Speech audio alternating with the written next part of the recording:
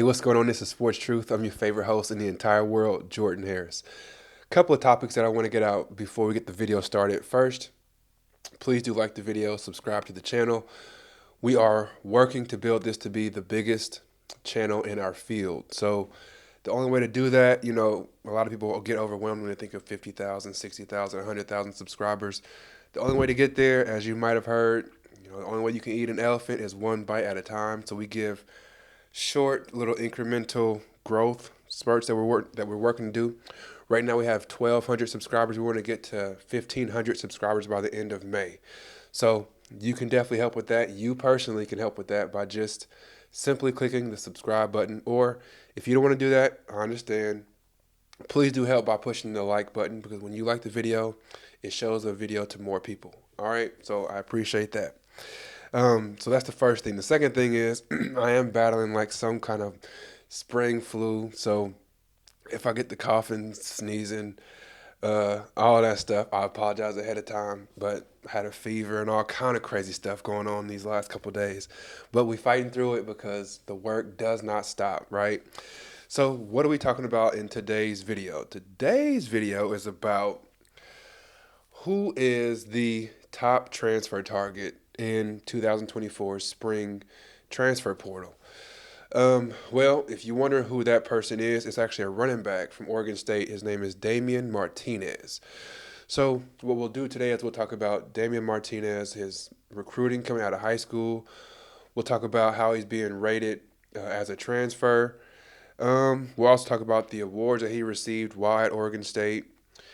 We'll talk about his career, some things that may have happened that maybe some people don't know about.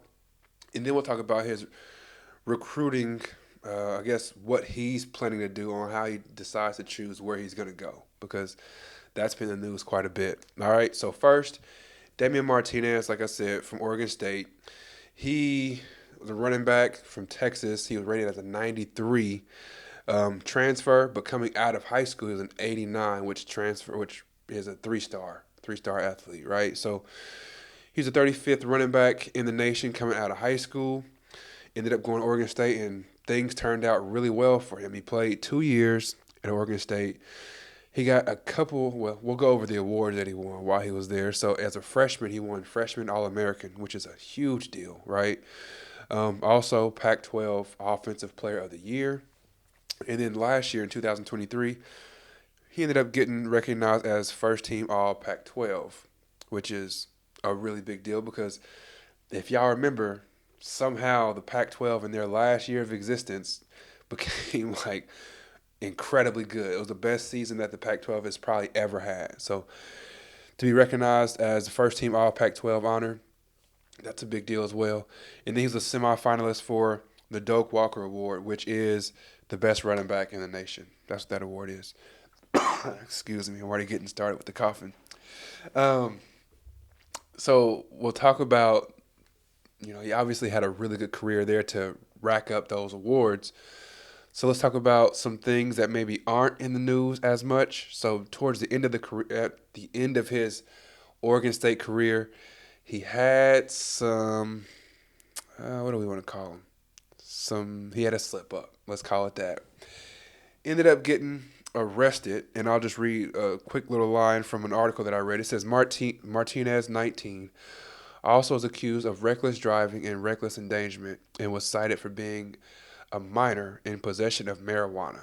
So he ended up getting arrested for DUI, which honestly I'd never heard of. I live in Kansas. The only thing I'd heard of is a DUI, but a DUII apparently is when you're driving under the influence of like weed or some type of pills or something like that. DUII is what he was arrested for.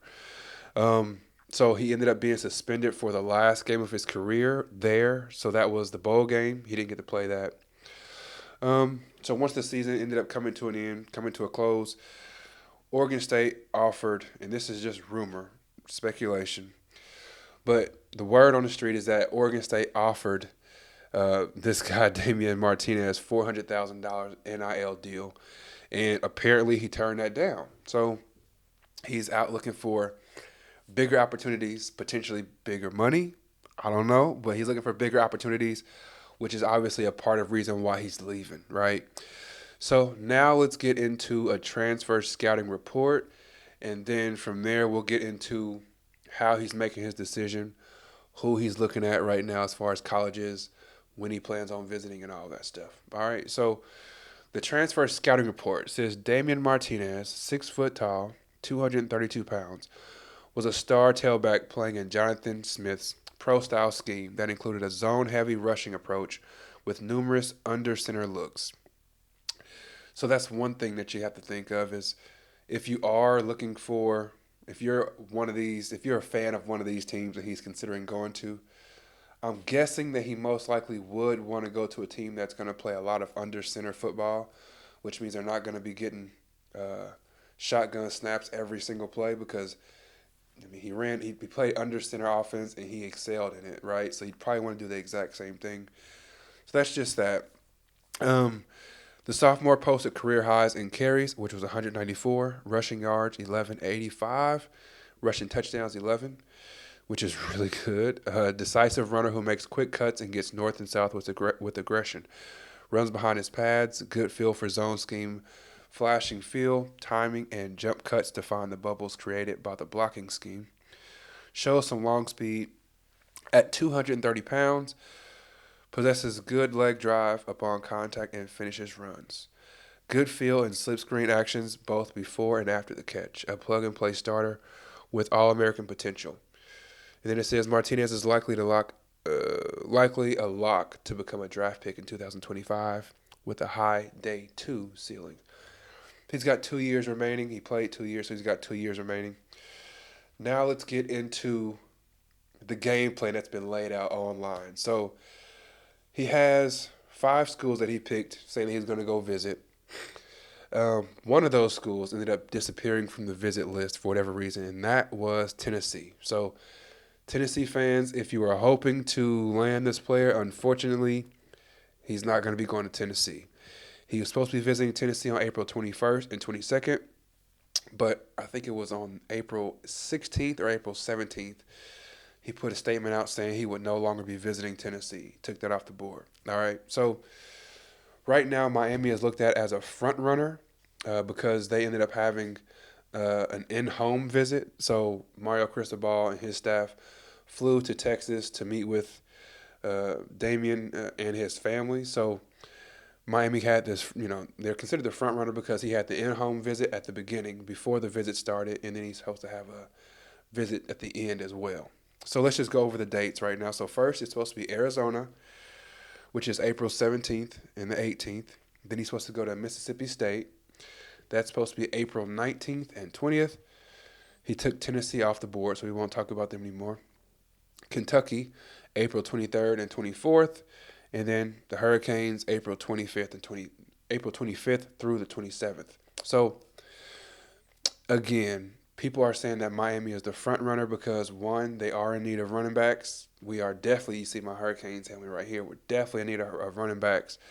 And then also, if you look at the schedules, like he has every school 2 days, and then with the Hurricanes, he's got 3 days on there. So you got Miami at the very front with the in-home visit. Then he's going to go to 3 schools, and then he goes back and does a visit in Miami for April 25th to the April 27th. So that's why the Hurricanes are being considered the front runner right now. I do want to give my thoughts on this too. So if you've watched this channel, you've heard me say that it's never a good idea to just watch the highlights when you're watching certain positions. The main position that I'm talking about is quarterback. So if you're watching quarterbacks and you're trying to find out just how good a quarterback is, it's never a good idea just to put the highlights on. You want to actually watch game tape to see how he does on the positive plays and the negative plays. Because what makes a quarterback really, really good, like what separates Patrick Mahomes from, I don't know, just a middle-of-the-pack quarterback, it's not that Patrick Mahomes makes so many great plays, which he does, but he doesn't make too many bad plays either. Like the amount of bad plays that these quarterbacks make, that are elite, they're minimal, right? So that's what separates the really good quarterbacks compared to the middle of the pack quarterbacks. The reason why I say that is because whenever you're watching film, well, when you're watching highlights, all you get is the positive stuff. You get that every single play in a highlight reel is the positive plays. But if you actually watch the game tape, you'll see the positive plays. You also see how many negative plays this quarterback is putting out there, right? You'll see how many times they overthrow somebody who's wide open. You'll see how many times they have a quick slant available, but then they look past him and then look down the field and overthrow him by a mile. Like, that's the kind of stuff that you see when you watch game tape compared to highlights. That's why I say when you're looking at quarterbacks, you definitely want to look at game tape, not highlights. When it comes to running backs, on the other hand, I would say highlights are just fine, to be honest with you. You can watch highlights of a running back and just about know what you're getting, okay? So if you don't want to be like me and look at every single play that happens in a game 2 or 3 times or winding it over and over and over, that's fine. If you're looking at running backs, you can look at highlight tapes and just about know what you're getting. The only thing that you don't know when it comes to watching a highlight tape with a running back is pass blocking, because they hardly ever show that.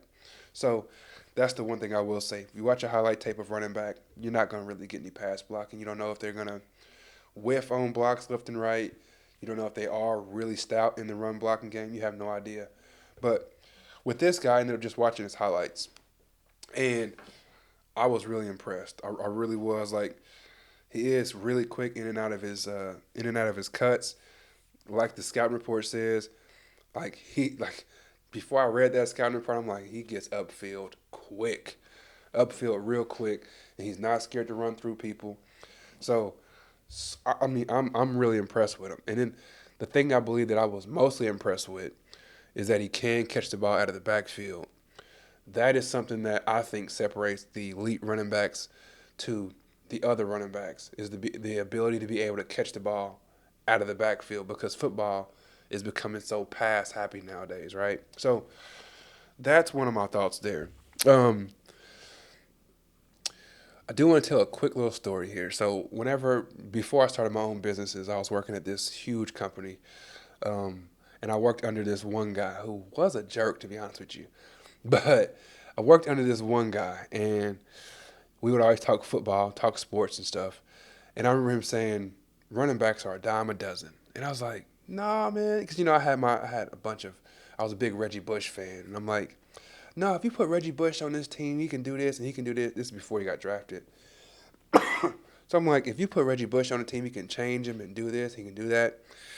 And this guy I was working with, he was like, no, man, like, you can just about plug and play any running back you want to, and you'll almost get the same results. Whoever you take out and put in, you'll almost get the same results. I thought he was a fool for saying that. I'm like, brother, that makes no sense. That's so stupid.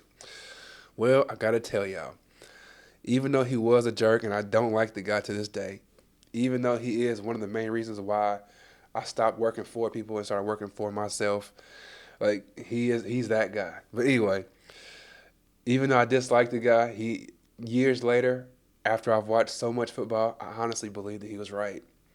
Um, or I would say he's more right than he was wrong. I could definitely say that. Um, to me, the way football is going right now, if you have a finite amount of money, if you are really looking at your budget when it comes to spending money for, all the players on your football team, running back is one of the last positions that I would pay for. The reason being is because I really do think offensive line is about 75% of the running game, and the running back is only about 25%. I think you can put just about any, not any, if you can put a lot of Division I football running backs in behind that Georgia line, and they're going to get 75 to 100 yards every single game. I really believe that. So if you are one of these teams that's struggling with the finances, and you're not really, you don't really know how much money you may have left, and you're thinking, should I save some money so we can go get a quarterback and all that? I would definitely save my money and not go out for a running back. That's just my thoughts on it. Um, do I think that Damien Martinez is an excellent player? Yeah, I do.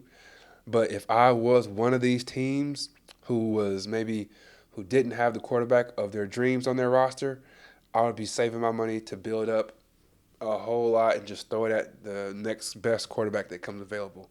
Because I don't think that the juice is worth the squeeze when it comes to running backs, man. I think if you look at Miami, let's look at Miami, my favorite team, Miami. There's a lot. Well, ended up losing a couple of. We had a really heavy running back room, but then we ended up having a couple running backs that left. But whenever you have a couple of, let's say three good running backs, excuse me, we have three good running backs left on the roster. Bringing in another running back who is a high paid running back doesn't really make sense to me. It just doesn't. Um, because like I said, I'd rather save that money and put it towards an offensive lineman or someone like that, because I think the offensive lineman is about 75% of the run game and the running back is only about 25%. The only people that I've really seen that have, I guess, that you could fight that argument with is somebody like Barry Sanders. I mean, Barry Sanders is from Wichita, Kansas. I'm born and raised in Wichita, Kansas. I live in Wichita. So Barry Sanders is my guy. I mean, that Detroit Lions offensive line wasn't very good, and he figured out a way to still get 2,000 yards in a season. But that's not typical. You know what I'm saying? So most of the time, what you get are players like Emmitt Smith, and I know a lot of y'all gonna probably kill me for this, but Emmitt Smith was balanced. He was a balanced average runner in mostly every category when it comes to running backs. He wasn't the fastest, wasn't the strongest, wasn't the quickest. He wasn't the greatest in any attribute when it comes to running backs. Why was he able to have the most running? Why was he able to get the most yards ever in rushing? It was because he had the best offensive line ever blocking for him. That's why. And that cements that idea of the offensive line is 75% of the running game. The running back is only 25%. Can you imagine what Barry Sanders would have done behind that line with the Cowboys? Anyway, please do like the video, subscribe to the channel. Let me know your thoughts on Damien Martinez. Are you hoping that your team, well, first, what team do you root for? Are you a Hurricanes fan like me? Are you a fan of, Tennessee? Maybe you were hoping that you all would land him, and unfortunately it took you out of the runnings. Mississippi State, Arizona. But what's your thoughts on Damien Martinez? Have you watched his highlights? What do you think of him? And would you spend big money, let's say $1 million?